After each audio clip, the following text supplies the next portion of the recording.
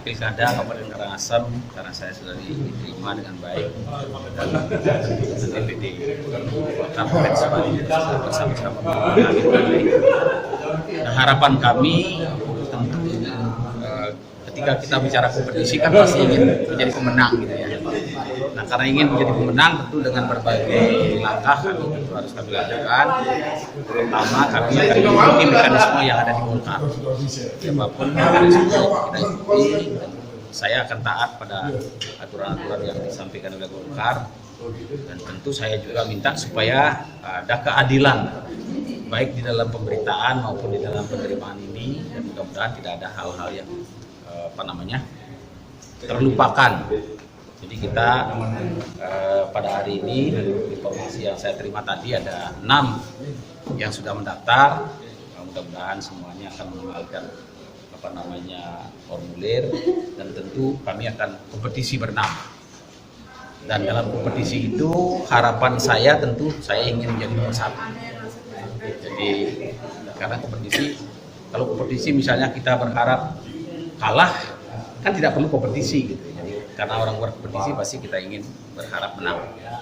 Nah, dalam membuat menang itu tentu kami mempersiapkan diri dan kami hadir didampingi oleh relawan-relawan dan oleh masyarakat.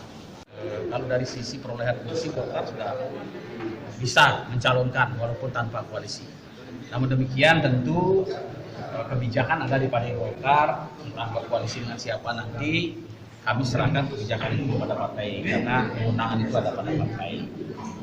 Tapi akan sangat baik kalau berkoalisi. Tapi kalau maju sendiri Golkar sebenarnya sudah tidak ada masalah karena dengan 11 kursi Golkar sudah siap untuk barangkali bisa mengusung sendiri. Pak, tapi kalau berkoalisi tapi nomor 2 itu lebih baik dibanding mengusung sendiri kan? Daripada berkoalisi tapi nomor 2. Kalau saya berpikirnya karena ini kita dalam kompetisi selalu berpikir menjadi nomor yang terbaik dulu. Selalu berpikirnya harus menjadi nomor yang terbaik. Kalau perlu harus menjadi nomor 1. Sama dengan orang berkompetisi permainan sepak bola apapun kan tidak menginginkan nomor 2. Nanti proses yang akan menentukan seperti apa prosesnya, seperti apa permainannya, kemudian negosiasi bersama koalisi dan sebagainya. Tentu hasil akhir itu kita serahkan semuanya kepada partai. Dari elemen mana saja Pak yang mengantar? Dari elemen masyarakat dari berbagai kalangan. Ya. Dari desa mana saja? Dari desa Sangkan Gunung, saya kan orang Sangkan Gunung, Sideman. Kemudian ada dari dalam di kota juga sendiri ada, dari Bukit ada, dari Kecamatan Abang ada, Kecamatan Bebandem ada. Ada strategi khusus Pak dalam memenangkan survei nanti maksudnya apa? Kita tidak membuat strategi khusus. Saya serahkan sepenuhnya kepada masyarakat. Karena survei itu kan kita harapkan survei itu betul-betul objektif ya.